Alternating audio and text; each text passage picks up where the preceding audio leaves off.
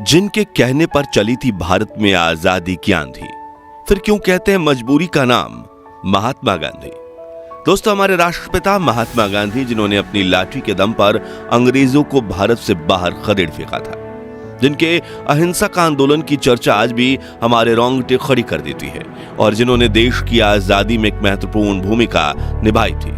लेकिन क्या आप जानते हैं कि वही महात्मा गांधी भगत सिंह, राजगुरु और सुखदेव की फांसी रुकवा सकते थे, लेकिन उन्होंने ऐसा नहीं किया। मगर क्यों?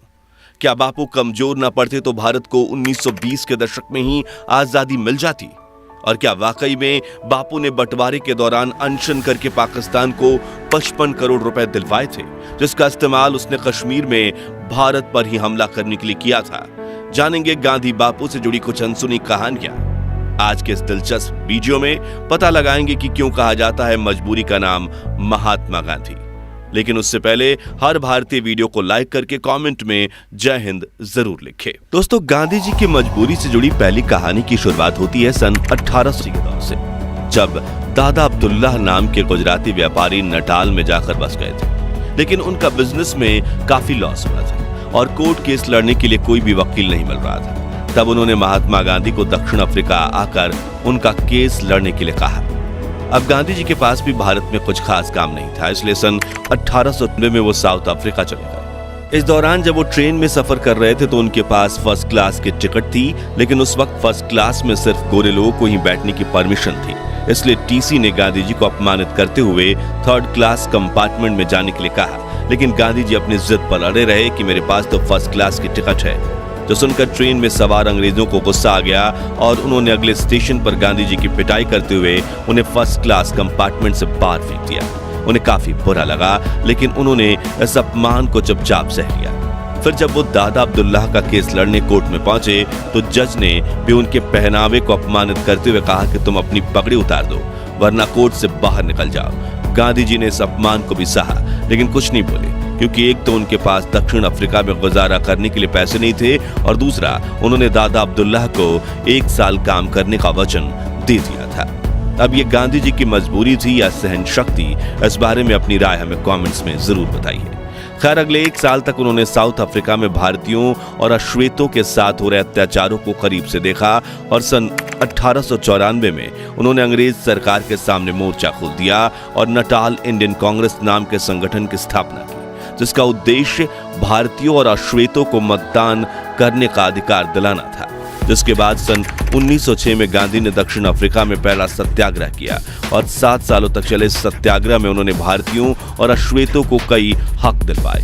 इसी बीच कांग्रेस के वरिष्ठ नेता गोपाल कृष्ण गोखले ने गांधी जी को भारत आकर ब्रिटिशर्स के खिलाफ लड़ाई लड़ने के लिए आमंत्रित किया। इसके लिए उन्होंने एक पत्र भी लिखा था, और सन 1915 में गांधी जी भारत आ गए और यहाँ उन्होंने अंग्रेजों के खिलाफ अहिंसक आंदोलन शुरू किए। यहीं से शुरुआत होती है गांधी जी की मजबूरी से जुड़ी दूसरी कहानी। दरअसल गांधी जी की विचारधारा से शुरुआत में देश के करोड़ों लोग प्रभावित थे, जिनमें वीर भगत सिंह का नाम भी शामिल था। तभी गांधी जी ने अंग्रेजों के खिलाफ असहयोग आंदोलन की शुरुआत की, जिसका उद्देश्य था ब्रिटिश सरकार की कमर तोड़ देना। जिसके लिए गांधी जी ने कहा कि समग्र भारत अंग्रेजों का सहकार करना बंद कर दे, मजदूर फैक्ट्री में जाकर काम करना छोड़ दीजिए, रेलवे ट्रैक्स बिछाना बंद कर दीजिए, अंग्रेजी कपड़े खरीदने के बजाय खुद चरखा चलाकर अपने कपड़े बनाइए, ब्रिटिश उत्पादों का खुलकर बहिष्कार कीजिए और स्वदेशी वस्तुओं का इस्तेमाल कीजिए। अगले 2 सालों तक ये आंदोलन जोरों शोरों से चला। करोड़ों देशवासियों ने इस मूवमेंट में बढ़ चढ़कर हिस्सा लिया, और ब्रिटिश सरकार पूरी तरह से कंगाल हो चुकी थी, जिससे बौखलाते हुए ब्रिटिशर्स ने अहिंसा से आंदोलन कर रहे भारतीयों के खिलाफ हिंसक कदम उठाना शुरू कर दिए। पुलिस ऑफिसर्स लाठीचार्ज करने लगे और निर्दोष लोगों को कोल्ड ब्लड में मौत के घाट उतारने लगे थे। लेकिन गांधी जी पर भरोसा दिखाते हुए देशवासी सब कुछ सहते रहे। मगर फिर आया 4 फरवरी 1922 का दिन, जब उत्तर प्रदेश में गोरखपुर के पास चौरी चौरा कस्बे में प्रोटेस्ट कर रहे क्रांतिकारियों के सब्र का बांध टूट गया। दरअसल वहां ब्रिटिश प्रोटेस्ट कर रहे क्रांतिकारियों को मार रहे थे और उनके खिलाफ हिंसक कार्रवाई करने लगे, जिसके बाद क्रांतिकारियों ने एक पुलिस स्टेशन में आग लगा दी, जिससे वहां छिपे 22 पुलिसकर्मी जिंदा जलकर मर गए। अब भले ही वो पुलिस ऑफिसर्स ब्रिटिश सरकार के लिए काम करते थे, लेकिन असल में वे सभी भारतीय थे, जिससे गांधी जी को बड़ा झटका लगा। और उसके बाद से वो परेशान रहने लगे, जिसके बाद उन्होंने ये कहते हुए असहयोग आंदोलन पर रोक लगा दी कि अगर किसी ने आपकी आंख फोड़ी और आप उनकी आंख फोड़ोगे तो पूरी दुनिया अंधी हो जाएगी। अब ये कदम उठाना जरूरी था या फिर गांधी जी एक बार फिर मजबूर हो गए थे? ये जवाब हम नहीं देंगे, बल्कि आप हमें कमेंट्स में बताइए। हालांकि उस वक्त गांधी जी के इस फैसले से देश के करोड़ों देशवासी नाराज हुए थे। यहां तक कि गांधी जी को अपना पिता मानने वाले जमनालाल बजाज, जो गांधी जी के आंदोलन को फंडिंग देते थे, उन्होंने भी खादी, चरखा उद्योग, स्वदेशी स्कूल, कॉलेज और बाकी चीजें बनाने में काफी पैसा खर्च किया था, वो सब भी बंद हो गया, जिससे उन्हें भी गहरा झटका लगा। और तो और वीर भगत सिंह, जो असहयोग आंदोलन में गांधी जी का बढ़ चढ़कर साथ दे रहे थे, उनका भी गांधी जी और अहिंसा से भरोसा उठ गया और इसी वजह से उन्होंने आजादी के लिए हिंसा का मार्ग चुनने का निर्णय लिया। और यहीं से शुरू होती है गांधी जी की मजबूरी की तीसरी कहानी, जिसे लेकर इतिहासकारों का कहना है कि गांधी जी भगत सिंह की फांसी रुकवा सकते थे, लेकिन उन्होंने ऐसा नहीं किया। दरअसल सन 1930 में अंग्रेजों ने नमक पर 2400% टैक्स लगा दिया था, जिसके खिलाफ गांधी जी ने दांडी सत्याग्रह छेड़ दिया, जिसमें अहमदाबाद के साबरमती आश्रम से दांडी यानी कि आज के नवसारी तक उन्होंने 78 साथियों के साथ पैदल यात्रा शुरू की।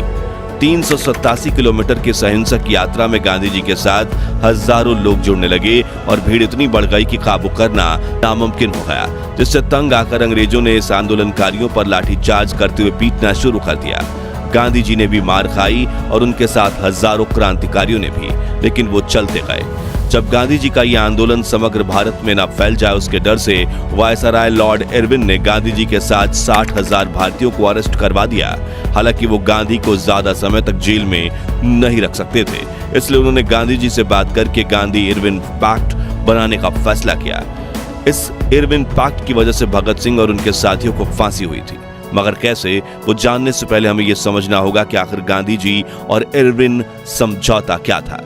इस समझौते में गांधी जी ने ब्रिटिश इरविन से ये कहा था कि जो भारतीय ब्रिटिश हुकूमत के खिलाफ अहिंसक आंदोलन कर रहे हैं, वो ना तो आपके खिलाफ लाठी उठा रहे हैं और ना ही हाथ, बस आपकी आवाज उठाकर बात आप तक पहुंचा रहे हैं, तो आप उन्हें गिरफ्तार मत कीजिए। और दांडी सत्याग्रह में भी जिन अहिंसक फ्रीडम फाइटर्स को गिरफ्तार किया गया, उन्हें छोड़ दीजिए।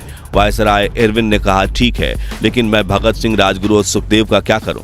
इन्होंने तो ऑफिसर्स जेपी सॉन्डर्स की हत्या की है। तब गांधी जी बोले, आपको जो ठीक लगे वो कीजिए। गांधी जी के इस रुखे फैसले की बात जब कांग्रेस के सामने आई, तब सुभाष चंद्र बोस समेत कई लोगों ने भी गांधी जी और इरविन के समझौते का विरोध किया। वे मानते थे कि अंग्रेज सरकार भगत सिंह की फांसी की सजा माफ नहीं कर सकती थी, तो समझौता करने की कोई जरूरत नहीं थी। वहीं करोड़ों देशवासियों ने भी भगत सिंह के बिना समझौते को स्वीकार करने के गांधी जी के समझौते का विरोध किया। तभी अपना पक्ष रखते हुए गांधी जी ने किताब स्वराज में लिखा, मैं जितने तरीकों से वायसराय को समझा सकता था, मैंने कोशिश की। मेरे पास समझाने की जितनी शक्ति थी, वो मैंने इस्तेमाल की। 23वीं तारीख की सुबह मैंने वायसराय को एक निजी पत्र लिखा, जिसमें मैंने अपनी पूरी आत्मा उड़ेल दी थी। हालांकि अगर हम इतिहासकारों की माने तो 23 मार्च 1931 के दिन वायसराय को चिट्ठी लिखने का कोई फायदा नहीं था, क्योंकि तब तक तो बहुत देर हो चुकी थी और शायद गांधी जी ने यह चिट्ठी सिर्फ अपने बचाव में लिखी थी ताकि देशवासी उनका साथ दें, बल्कि असल में वो वायसराय इरविन ने समझौते के वक्त गांधी जी को यह तक ऑफर दिया था कि अगर आप भगत सिंह से ये कमिटमेंट लेकर देते हैं कि वे ऐसी हरकत दोबारा नहीं करेंगे, तो मैं उन्हें छोड़ भी दूंगा या फिर सजा तो कम करवा ही दूंगा। लेकिन गांधी जी ने कहा कि मुझे नहीं पता कि वो भविष्य में बदलेंगे या नहीं, इसलिए मैं उनका साथ नहीं दूंगा और उनकी जिम्मेदारी नहीं लूंगा। ऐसे में कहीं ना कहीं भगत सिंह की फांसी के पीछे की वजह गांधी इरविन समझौते को भी माना जाता है। हालांकि ये कहना गलत नहीं होगा कि गांधी जी के कहने पर ही शायद वीर भगत सिंह अंग्रेजों के सामने बिल्कुल नहीं झुकते, क्योंकि उन्होंने खुद अपनी सजा माफी की अर्जी देने से इनकार कर दिया था और तब उनके पिता ने इसके लिए अर्जी लगाई तो उन्होंने बेहद कड़े शब्दों में पत्र लिखकर इसका जवाब दिया था। वहीं भगत सिंह, राजगुरु और सुखदेव के इस बलिदान ने ही करोड़ों देशवासियों में आजादी से लड़ने के लिए आग को जागृत किया, इसलिए उनका बलिदान तो व्यर्थ नहीं गया। खैर, क्या भगत सिंह का साथ ना देना गांधी जी का अहिंसा से जुड़े वसूलों के लिए जरूरी था, या फिर ब्रिटिशर्स के सामने एक बार झुकना उनकी मजबूरी थी? इस बारे में अपनी राय कमेंट्स में बताइए। अब गांधी जी को मजबूर और असहाय ठहराने वाली चौथी कहानी है भारत पाकिस्तान के बंटवारे की कहानी। तो जब अंग्रेज भारत से अपनी पकड़ खो रहे थे तब उन्होंने भारत को आजादी देने का फैसला किया ताकि भारतीयों के पैरों तले कुचलने के बजाय वो सही सलामत ब्रिटेन लौट सके। तभी मोहम्मद अली जिन्ना ने मुस्लिमों के लिए अलग देश की मांग कर दी, जो सुनकर गांधी जी को बड़ा झटका लगा। उन्होंने माउंटबेटन को समझाने की कोशिश करते हुए कहा कि तुम इंडिपेंडेंस देकर चले जाओ, हम बंटवारा का बाद में देख लेंगे। लेकिन अंग्रेज तो भारत के ऊपर अपनी खुन्नस निकालना चाहते थे, इसलिए उन्होंने कहा कि फैसला तो अभी होगा। तब गांधी जी ने जिन्ना को भी समझाने की कोशिश की, लेकिन जिन्ना नहीं माने, बल्कि उन्होंने तो कलकत्ता में हिंदू मुस्लिम दंगे शुरू करवा दिए, जिसमें 5,000 से 10,000 भारतीय मारे गए और इस घटना को ग्रेट कोलकाता किलिंग कहा जाता है। मगर इतना सब होने के बावजूद गांधी देश के टुकड़े नहीं होने देना चाहते थे, इसलिए उन्होंने जवाहरलाल नेहरू और सरदार पटेल से कहा कि बंटवारा मत होने दो, बल्कि हम जिन्ना को ही अखंड भारत का प्रधानमंत्री बना देते हैं। लेकिन नेहरू पटेल दोनों इसके खिलाफ थे, क्योंकि अगर जिन्ना प्रधानमंत्री बनते तो वो देश में बाकी जातियों के लोगों का जीना हराम कर देते। इसलिए पंडित नेहरू और सरदार पटेल को एक गुलामी से आजाद होकर दूसरी गुलामी के दौर में जाने का बिल्कुल मन नहीं था।